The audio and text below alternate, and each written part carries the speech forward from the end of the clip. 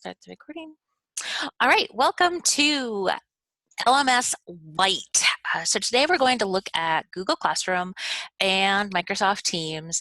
We're going to take a quick jump into both of them, and then we'll also spend a little bit of time looking at some of the ways that you can get started using them.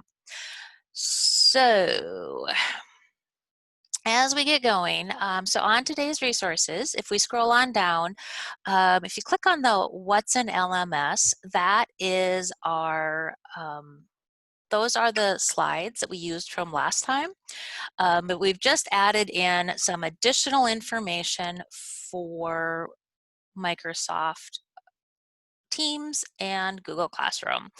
And so we will start today with, on slide 4, with Google Classroom. And I'm actually really excited because one of the things that I've noticed, and Carrie, have you noticed this too, that since COVID and all the remote learning has happened, that both Google Classroom and Microsoft Teams have just been adding new stuff constantly? Yes, absolutely. And so it's like been so fun. And so it's like you take a break and you don't look at it for like a day, and then you come back and it's like all these new things. So Yes. Carrie and I were talking beforehand, and it's like, look at this. I didn't know it could do that. Oh, I didn't know it could do that. So that's been our day. And I just did a Google Classroom training over this, like right when COVID started, and so many things have been added just because from then. Yeah. So if you don't like it, no, wait. It's kind of like South Dakota weather. Yeah. So basically following the same format that we did last week, we're going to give you a big overview, but we will jump in just because we wanted to show you some of the features within each of the platforms. So both of the resources that we are talking about today are free. They're freely available. Google Classroom has added a G Suite Enterprise for Education, and that's an add-on. And I did link on the slide a comparison so you can kind of see what the differences are. But G Suite for Education is still free. As we go through and look at functionality, really, compared to the LMSs like Canvas and Schoology, Google does not connect to the standards. You can set up your classroom so that you have your topics are standards, but for the most part, they don't have a standard portal. They do the instruction, they do the grading. The reporting in Google Classroom isn't there yet. I was able to find some documentation that said they're working on some things, but there's nothing yet. Parent portal, they have a very limited parent portal. They have their guardian emails. So you as a guardian can get emails if that's turned on by the teacher. Infinite Campus is coming soon. There's a pilot, and so I dropped that link on there just so that you have that. Obviously, you can use Google or Microsoft with Google Classroom because you can import any type of document in. You can share lessons and units really easily. Teacher collaboration is so easy in Google Classroom. It does not come with any content. And then there is the integrated meeting option with Hangouts. And so now, Carrie, do you want to pop over to the Google Classroom and talk about that real quick? We can. I did want to say one thing about the Google Microsoft integration. You absolutely can still use Microsoft with Google Classroom. It's a lot easier if you are using the Google Suite. There are some little hiccups that happen, especially when it comes into turning work in. When the students are turning work in with the Microsoft integration, it's just much easier than to use the Google Suite than it is the Microsoft Suite. You can still do it. You just have to really train the kids how to do it right. And that's true. Thanks, Carrie, for bringing that up. Sure. All right. So I'm going to quick pop up a class, and we can kind of run through what that looks like.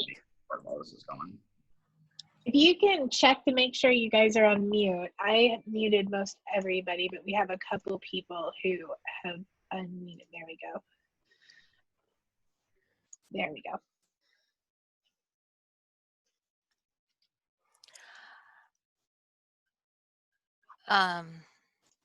So Carrie, here's the CLC demo class. And so this is a class that I used with a training a couple weeks ago. And for if you haven't looked at Google Classroom for a while, they really have changed it significantly from when we first started using Google Classroom. I'm constantly blown away by all the really cool things that they're doing. So you'll see in your demo class, they have the option to, I can generate a Hangouts or a Google Meet link. I can turn on and off if it's visible to students. And so I have those options. The other things that I can do are, we have our stream, and this is where you can see my announcements will post, but I will also, my assignments will show up here. And when I want to create one now, I just do it at the top, and I can share it with numerous classes if I want. I can share it with all students or no student, select students. So it really makes differentiation easy. I can also schedule it to post at a later time. One good thing to talk about the stream is that teachers can manage how this looks.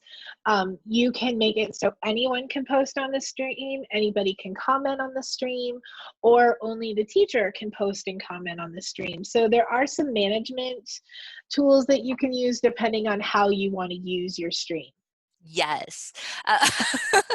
So depending on, and you can mute students too. So Yes, you can, you can. you can mute, I mean, it's just like having all our training in Zoom, we can also mute our students in the You stream. can.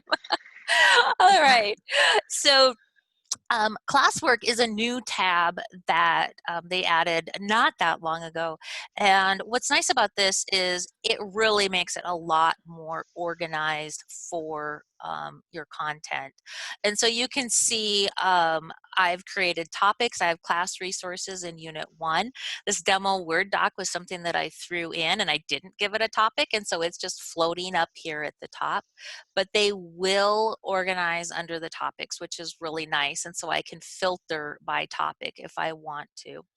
The other nice thing with the assignments is I can now add in a rubric, and they also have originality reports. And so kind of like Turnitin or Turnitin Lite, but it doesn't, there's only, with the standard Google Classroom, it is limited to 3 originality reports per class. And so you aren't able to use it unlimited unless you do the upgrade. So that's class. Anything else with resources, Carrie? I just think really, and when you do your trainings on this, it's really important that you remember the topic part, because this page can get extremely overwhelming for teachers and for students if they are not using the topics correctly. I've gone into some Google Classrooms and with that don't have topics in there and there are no topics that were created, and it kind of looks like the stream does. And so it's just this pile. And so that can be extremely overwhelming. And when you don't know where the work lies, that can cause some issues. Now, once you have all of your assignments within a topic, it's much, much easier. Yes, and I have to agree. This is, when they added topics, it helped immensely, but this and the Yes. fact that we can arrange things, and so if I want to have Mm-hmm. Unit 1 be at the top, I can Yeah, move stuff around, and so you have a lot more customization than we ever did before. absolutely. All right, now we're gonna look at people. So you can invite other teachers in to be co-teachers with you, which is awesome, because I mean, and all the LMSs have some functionality like this, but in having that co-teacher bringing in your specials teachers to be able to work with you is such a great way to collaborate and share the load. When we go in and click on kids, and we'll look at this one because it's me, you actually can see all the assignments and you can see what they've done. And so that's a brand new thing. So I thought that's about the closest I can come to a report for each student. And so they don't really have a reporting feature at this time. And then let's see, that's people. And then finally, grades. They have, so I can come in and I can look at the different assignments different ways. So I can do each assignment. I can click here and go in and look at the assignments that were turned in. I can then return them. I can also edit. So I do have a lot of functionality here. I also see the instructions. So you have a couple of different options. And that, oh, and then the last thing, Carrie, you let me forget, the Sorry, I was Guardian answering a emails. question. Oh, you're okay. Guardian emails, and I do not have them turned on for this class, but you can turn on the Guardian emails. And so you have some options there to be able to communicate with your students and have that option. So that's pretty much Google Classroom, I think, in a nutshell. Are there Can a you go lot of, back to classwork really quick, Julie? I just want to yep, talk a little bit about something really fast. So go to create. So if you see here, there's a couple different types of classwork that you can create within Google Classroom. You can do assignments, quiz assignments. The quiz assignment will automatically default to a Google form, but that doesn't mean you have to use a Google form. You could use something else. It will just default to that. You can ask a question and have students answer, and you can also have them respond to each other within that question. You can put in materials. So if you have a PDF that you want them just to look at, you can do that. And you can also reuse different posts that you've already used before. So those are the main types of classwork that you have. I will tell you that within, can you click assignment, Julie, just to show them something? Marilyn asked, can you upload videos for them to watch? Yes, absolutely. So when you have an assignment, if you click add, you can add like a Microsoft Word document, you can add anything from the Google Drive, you can add a file, you can add a YouTube video. So Marilyn, to answer your question, here's where you can put in a YouTube video. Or if you had a link to a different video for them to watch, you could use the link. If you hit create, and this is what's really cool, is if you're using the G Suite, it will automatically create within the G Suite for you. So if you create a Google Doc and have them you want them to write on it or write their own, you actually can make it so that each student gets their own copy. And when they get their own copy, it will put their name on it for them. So right there where Julie's at, you can say make a copy for each student. And what that does is it will send that to them, and then they will have editing access and they won't be able to edit your originals. As a teacher, I used Google Classroom for a long time, and it's a great tool to be able to not only put their name on their paper for them, but also to let them edit that copy. Yeah, well, middle school. So, but that's just a cool feature that Google does that I really enjoyed as a teacher. Thanks, Julie. yeah. And then when I do, I can assign it to any class I want to, but I can Mm-hmm. also select the students that I want to assign it to. And so I just am going to assign it to myself because I don't care. And Well, I actually get emails from these guys. You I assigned me know, some. I do. I have a classroom too that I do, and people will email me and But what is that? I didn't give it a topic, and so it shows up Yep, here again because I didn't give it a topic, and so it's really. But I can go back and edit it now and give yep. it its topic, so that makes it nice. The other thing is I can go in and I can view the assignment, and you'll see here I didn't name the document, but it's Julie Erickson Untitled, and so that's kind of cool that Yes. it does that. I love the naming. I love the organization that it gives us.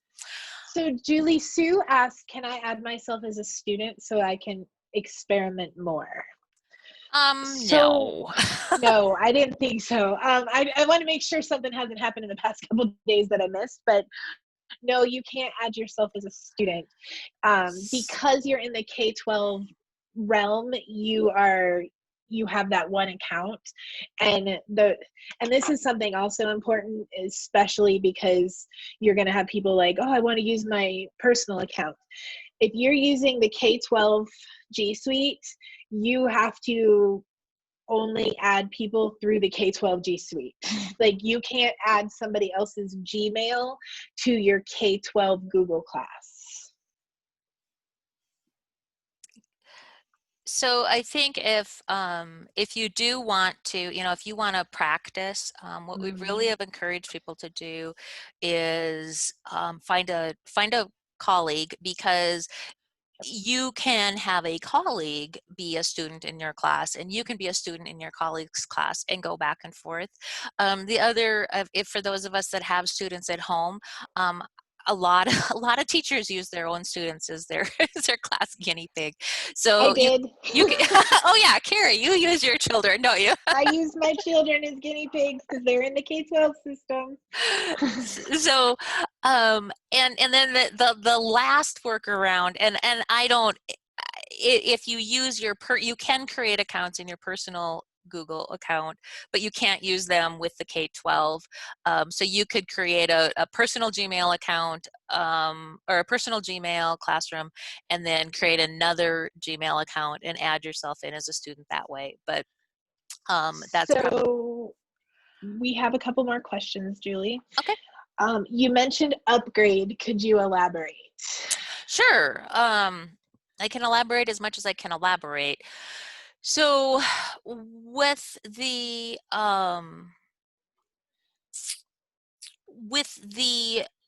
G Suite Enterprise add-on, it is this is the comparison document. And so you can see that, like with regular, we get the video and voice conferencing. You get more with the add-on. It really, you end up with a smart search for access in your cloud storage. You have enhanced support. You have more security features, and then you also end up with and they don't really talk about it, but this is where you would end up with the capability to do the originality reports too. So you would get access to the originality reports and unlimited originality reports. And I've seen a little bit of talk about it on the tech listservs, but I haven't seen a lot of of information. So if you have had any questions with colleagues that will not accept their K-12, um, one of the things you'll want to do is make sure that you are actually using your K-12 account Yeah. for the class. And I just had a student have that problem. And so if you mouse over, when you're in your Google Classroom, and you mouse over your name, you can see exactly what you're in. And so I'm currently in my at Thai.net account. But if you are not in your K-12, then you can't invite your colleagues in. So that's just something to keep in mind. There was also a question, has there been any issues with security for K-12 using Google Classroom? And I guess I need to, I mean, I guess I need a little bit more clarification on security. Yeah. So I can elaborate to the point where Google Classroom, because we're using K-12, it is Mhm. limited to your domain. And so nobody outside of your domain can join your classroom. And so it's not like you can Right. have, um, Joe Random. yeah, Yeah. it's not like you can have people join your classroom. Um, and so you are okay that way. I guess I'm not sure what else you're you're wondering. So if you can elaborate. And then Robin, you ask about how many schools use Google Classroom for grades K1. Do people find it problematic?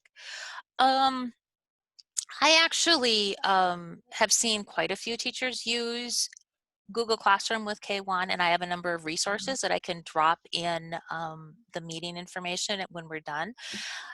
Really, it's teaching the kids how to log in. I mean, so obviously you spend a lot of time up front doing that front loading and helping them log in and making sure they're successful logging in. But then once they get to that point, really it's pretty positive being able to go in and find their resources and find their content that they want to use. So I So a lot of, sorry, Julie, go go ahead. ahead. Oh, okay. A lot of schools use Clever, and Clever will save their password for them, and all they have to do is remember how to get into Clever.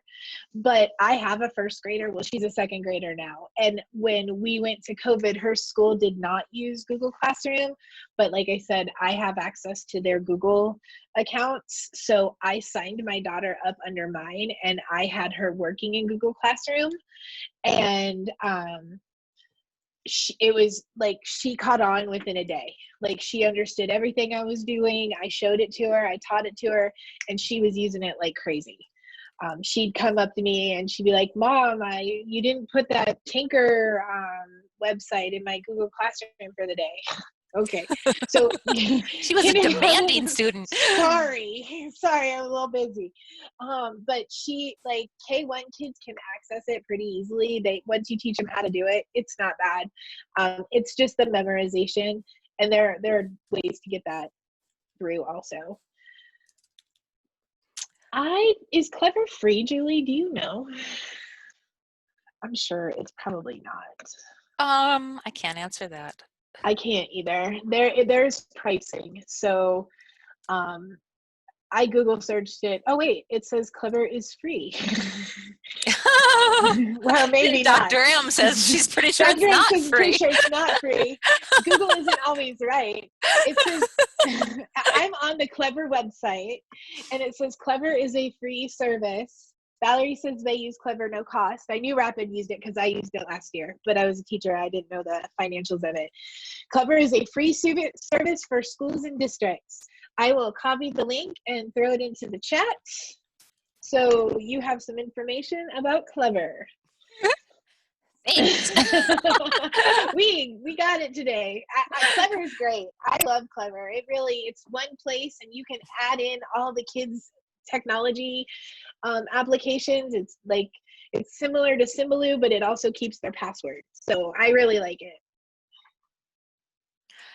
Yeah, it's the schools that I know that use it, it is amazing. So yeah, I used I'm it with you. myself in Rapid, and I loved it. Cool. All right, so I'm going to move us on to Teams real quick. Okay. Sorry, I could talk about Google Classroom all day, Julie. Uh, it's okay. I'll um, let us stop now. all right.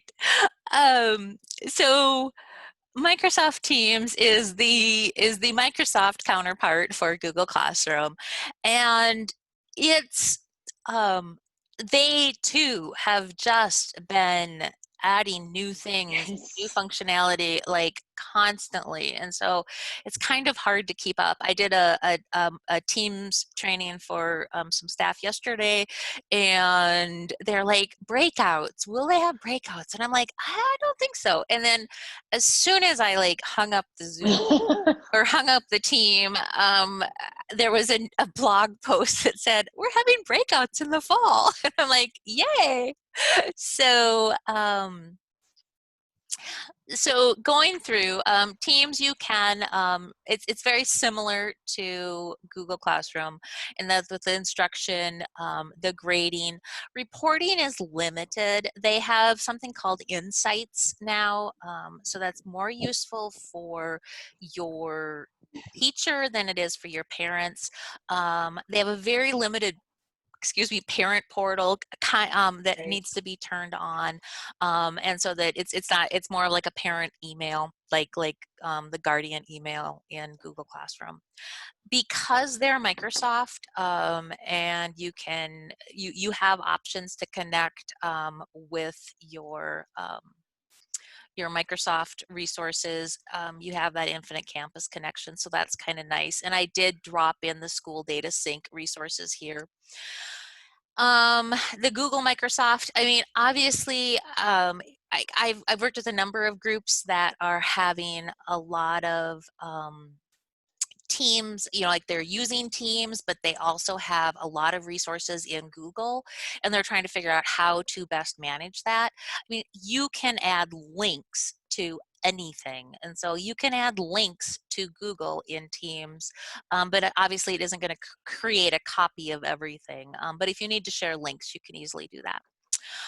You can share lessons and units. You can also do teacher collaboration really easily. And then you also have the integrated meeting options that we saw in Google Classroom too. So I'm going to pop us over to Teams, and then we will check that out. Let's see. Okay, so we ended up with a Teams meeting. I did a training on Teams for Education, and, you know, kind of, we created a class and everything. And so when we're in our Teams for Education, here you have your general, but then we go in and we have posts. This it feels a lot busier. Carrie and I were talking that it feels a lot busier than the channel in Google Classroom, but it's the same concept that you have access to. Files, all of your files that you put in, and this is kind of cool actually. It comes in by default with a class materials, and that means that nobody can edit it, but it's just, those are class materials. And so that's kind of nice in your files that Mhm. you have that capability. You also have a class notebook, which is the OneNote. And what's nice about Class Notebook is it will, each one has student notebooks, it has the content library, and then it has a collaboration space. And so you can really easily organize your content in a class notebook. Looking at assignments, very similar to what we see in Google Classroom, you have the ability to create an assignment or a quiz or from an existing. I'm going to go in and create an assignment real quick. Here, I have the ability to do the category if I want. I can, whoops. I can enter in instructions, I can add in resources. And so here it sends me over to my OneDrive. I can link something, I can make a new file, I have make code. I can also look in different teams. And so I have a number of different options. I can also upload from my device. So you have a lot of options to add resources. I can assign points. I can also add a rubric. So just like what we saw over in Google Classroom. I can assign it to any of my teams. I only have the one class team set up. And then notice here it says don't assign to students added to this class in the future. And so I can control if future students get that. I can also control which students get the assignment. And so I can pop in and assign various students. Due date, time due, um, and then where I post notifications. And this is a new one. I can now add it to channels if I want to. And so I can pick a channel where I want the notifications to show up. Whereas before it would always just go to general. And so I'm not going to actually assign this one. I'm just going to save it for now because I do have some assignments that are already in. So when you look at these assignments that were assigned, you do get some data. I can see that 2 people have reviewed this, 3 people of the 23 have turned it in. So I get a little bit of data there. If I click in on the assignment, I can see what students have done different things. I can also go back and I can see the student view of the assignment. So I can see exactly what student view looks like. I like that because that's one of the things in Google Classroom. We don't really have that functionality. And so it is always nice to see what it looks like from student view. Yeah. Notice that I can export this to Excel. So I do have that capability too, to be able to export this report if I wanted to. Now we're getting into the fun stuff. I mean, because grades are fun, right, Carrie? Right. Okay. So one of the really cool things with this is I can hear now. I can see what people have done. I can go in and view the assignment. I can also open the student work, and here I have the ability to give feedback. I can give the points, and then I did return this document already, so that has already been returned. So I can close this. The last one here, and this is, I just learned about this one today. And so this is the Insights tab, and this is for teachers. And so I can go in and see activity over all time. I can see activity over 30 days. I can go in and look at a specific day. And so on the day that we did this actual training, if I go in and look at that, I can see that this person was in viewing an assignment at 6:30, 7 o'clock at night, which is pretty cool. I can also go in and I can see their average grade. And so if I look at all time, it changes things up a little bit. So I can look at communication activity, average time for feedback, time on assignments, average grade, and then finally digital activity. One of the things that they said is there's going to be changes to this. It's going to be even better come fall. So I'm excited for that, Yeah. just because it'll be nice to have that capability. So that is pretty much Microsoft Teams in a nutshell. Questions about Microsoft Teams? Nothing in the chat. Nothing in the chat. No, there was a conversation about Google Classroom. They figured it out. It Good. was a temp thing. Do you have any questions, Julie, on that other end? Like questions people had sent in prior? Oh, kind of, sort of. So the other thing Okay. in Teams, and I should probably, is I can schedule Teams meetings, and so you have all of that functionality too, and that is one of the nice things about Teams is your calendar is there. I can go in and I can schedule a meeting.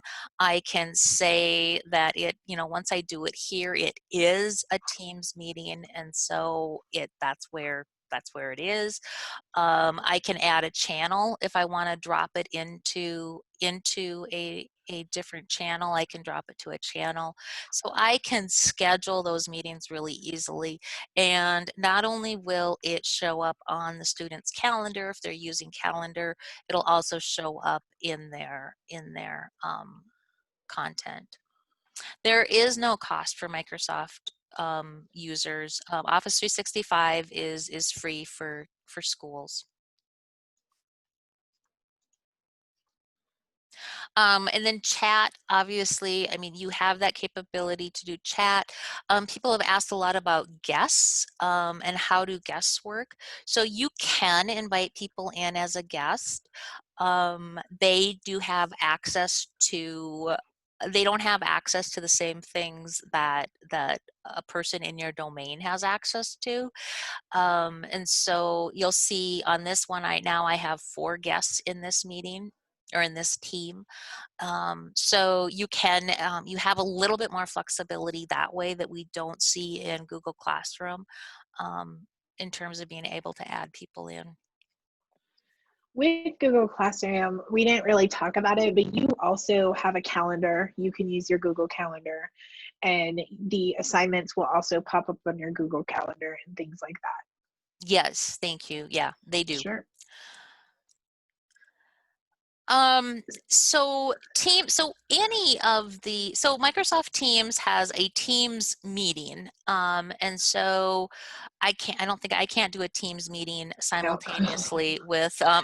Nope. with this. It doesn't work. But you do have the Teams meeting option. And so for example, I had a meeting yesterday. When I'm into it, I can join it, and then I will have that capability. One of the things that they've just done is they have added um, the 3x3 grid, Mhm. but now coming, and so it's going to be later this summer at the end of June. They say they're going to have a 7x7 grid, and so it's going to look a lot, I mean, it's going to look a lot like Zoom, really. Mhm. um, they've added the raise hand feature. They are adding a breakout rooms feature, and that should show up this fall sometime. They're also, they've added a, so depending on how your domain is set up, and because I don't work in I work in an education domain, but I don't work with students per se. I work with all the adults. But if you're classified as a teacher, you get the capability to start meetings and set up meetings and things like that.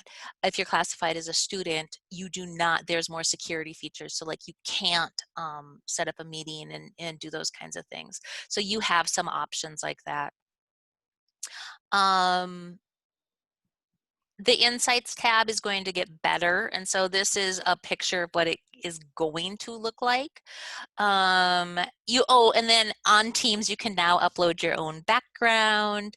So you have some options there.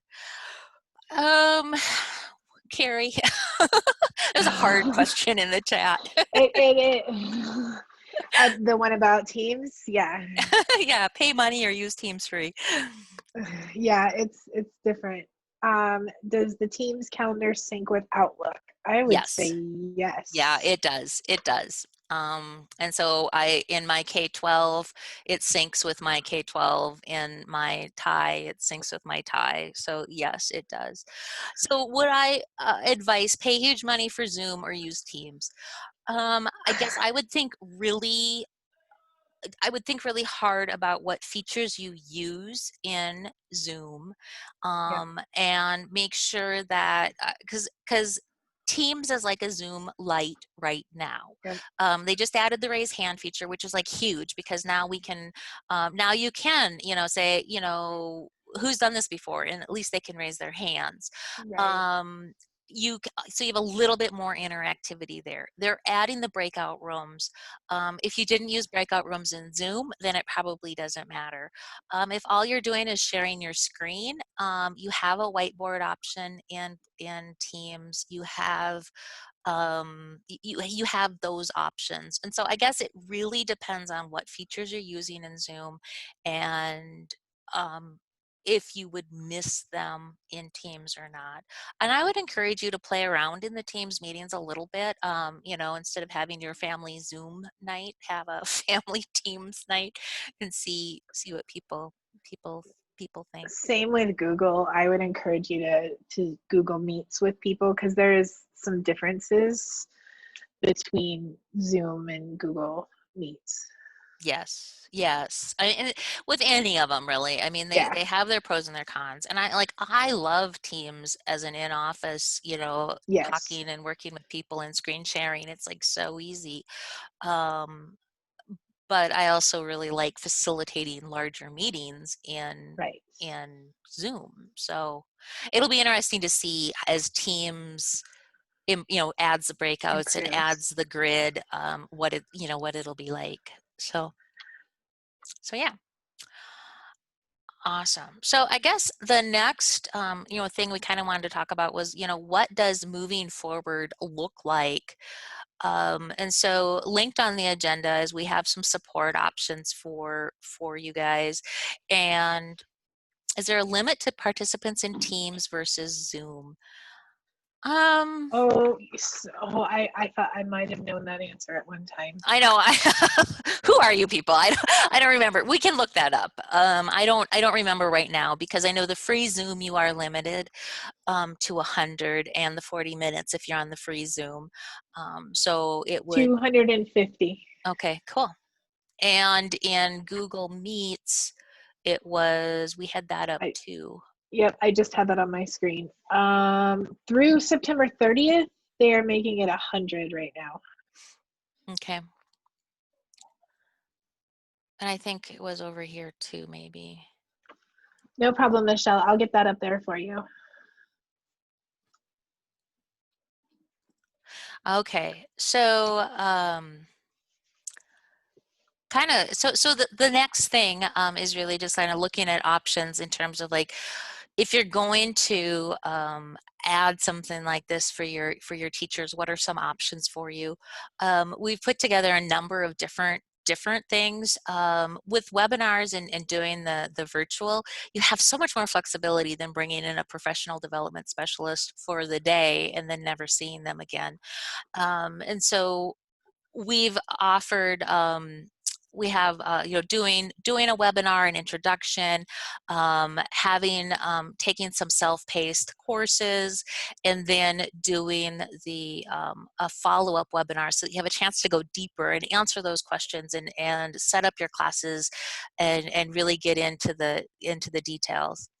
Another option is webinars, just doing some live webinars, going through content, and then also doing some office hours. Another option is doing some, just real quick webinars and office hours. And then finally, we've added in a lot of going deeper because many times we can be functional in Google Classroom or we can be functional in Microsoft Teams, but what are some of the things that you can do to really add the value and become really proficient with those content areas? And so we just kind of threw in some different ideas. And so there's some stuff that's specific for Google and some stuff that's specific for Microsoft. Like Microsoft has amazing accessibility tools, and just knowing about those can be life changing.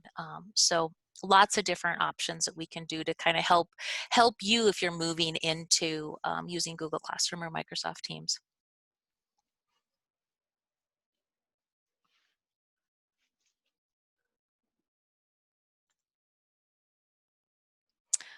So Carrie, that was pretty much it. Yeah, I think so. I mean, if you go down the rest of the agenda, if you didn't make it to our LMS last week, these are the LMSs that we went over. These are the you do pay for them, whereas Microsoft Teams and Google Classroom is free. They're more robust, um, and but they have great things too. And she has sent out that link to that webinar. Marilyn asked, who do we contact to arrange for Google training? Dr. Matheson. That's hi. She put her email right there. And I'll add the archive to the previous one on here, and then I'll add the archive to today's too, so that you can go back and have. I wanted to kind of keep everything together so that, Yes. as we're looking at different resources, you have all the information in one spot.